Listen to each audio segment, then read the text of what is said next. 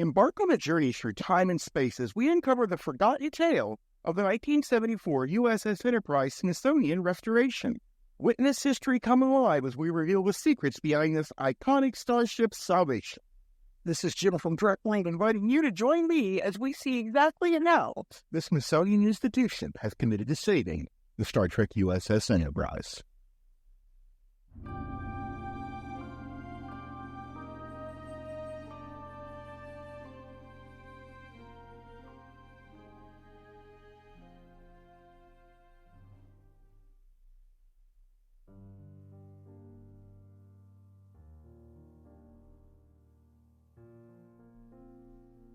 This video is part of a series of videos outlining the complete history of the USS Enterprise studio model.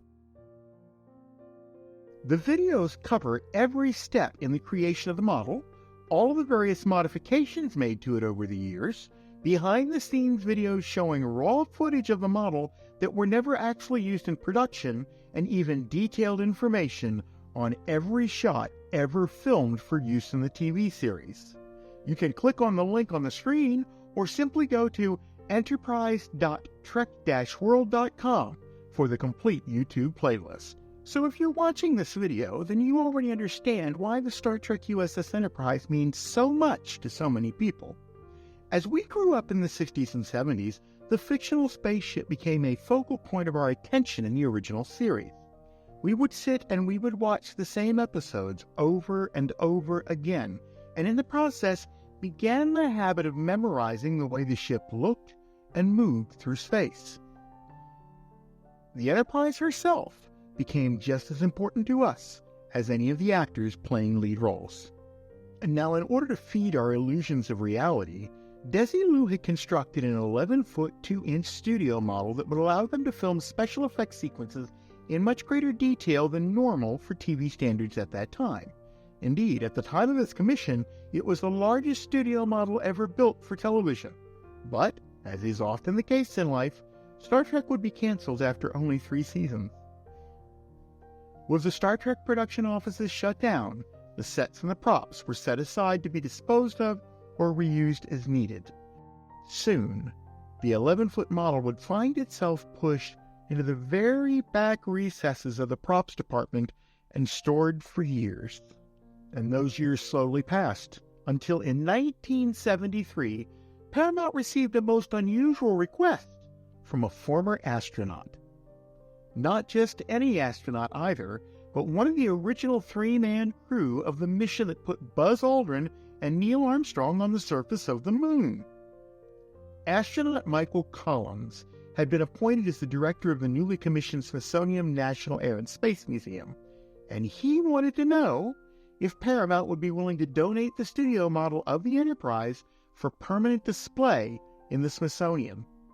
Paramount agreed, but only on the condition that the Smithsonian would have to pay for the shipping to get the model across country to the East Coast.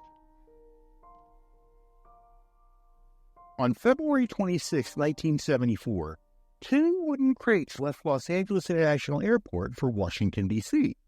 The Entry Freight Airbill LAX 12001 listed the 2 crates as having an insured value of $5,000. The photograph that you see here is of those 2 crates. Please pay particular attention to the one on the right.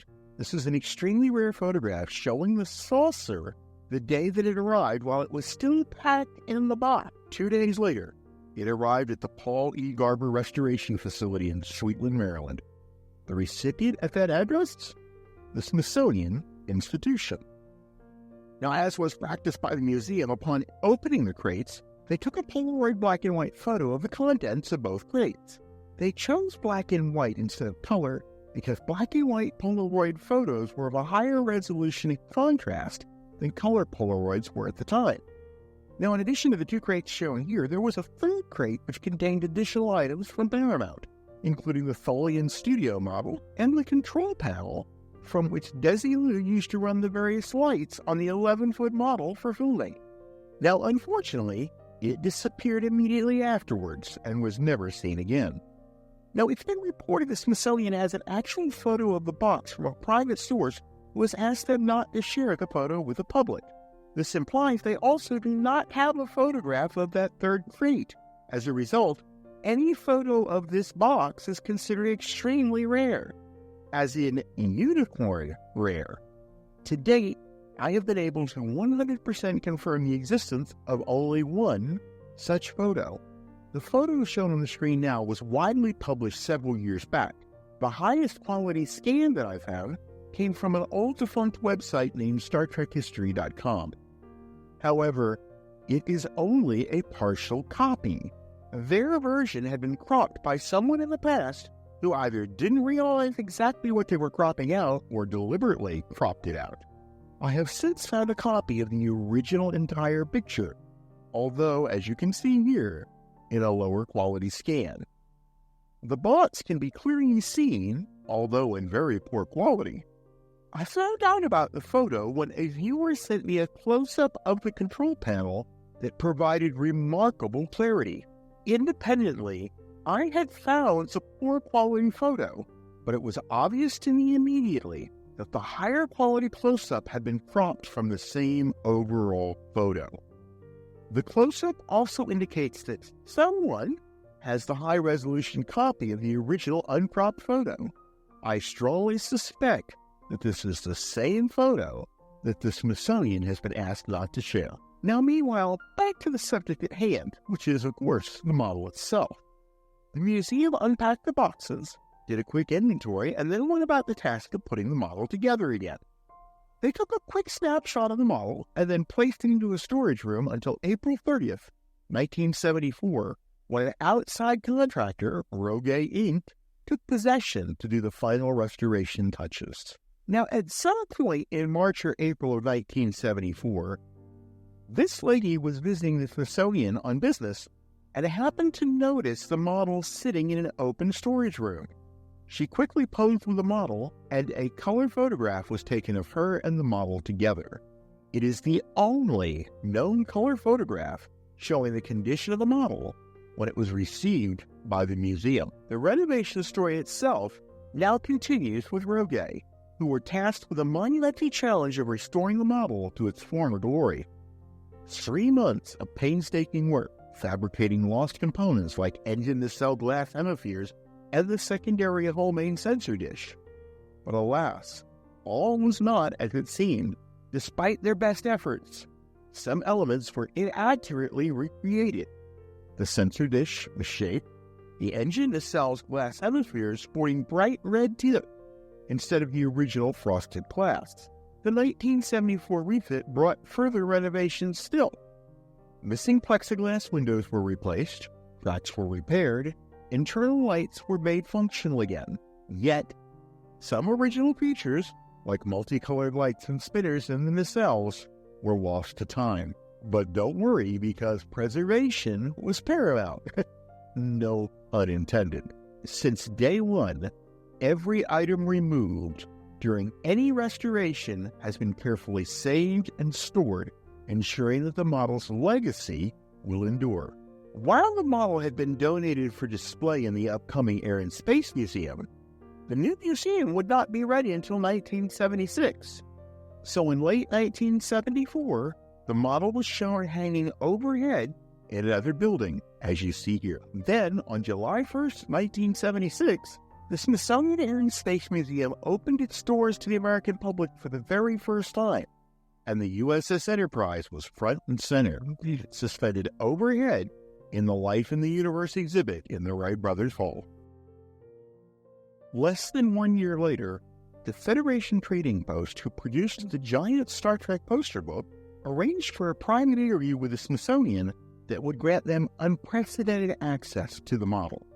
A young Doug Drexler was granted early morning access to the model, complete with a ladder that would enable him to take some of the best pictures ever taken of the model while it was in this particular restored configuration. In this first picture, you can see where the restoration team placed an anchor in the main dorsal of the secondary hull to support one of the 3 guide wires that would suspend the 220-pound model from the ceiling. And this photo takes us a little bit lower to give us a really good shot of the remainder of the secondary hull, including that fabricated deflector dish that the team created. However, without any real surface texture, this particular version of the dish would later be referred to as the salad bowl.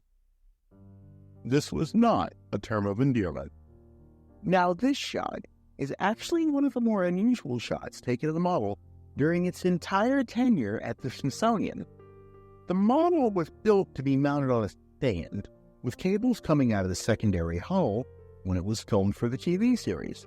Now, as such, this would be the very first time that we would ever have such a clear view of the underside of the secondary hull, where the original stand had been. The picture gives us the first real look that we have of the state of the left side of the model since we saw it arrive at the Smithsonian earlier last year. Also note that the fabric tape that covered up the holes where the cables entered was well defined on the side of the secondary hull. And here, you can see the mount point that was placed on the starboard nacelle for the suspension wires. And of these two shots, notice the one on the right, where you can clearly see the metal bracing that they used to secure the nacelles in place for the added strain of suspending the model from the ceiling. And finally, this photo was not from the Drexler photo shoot.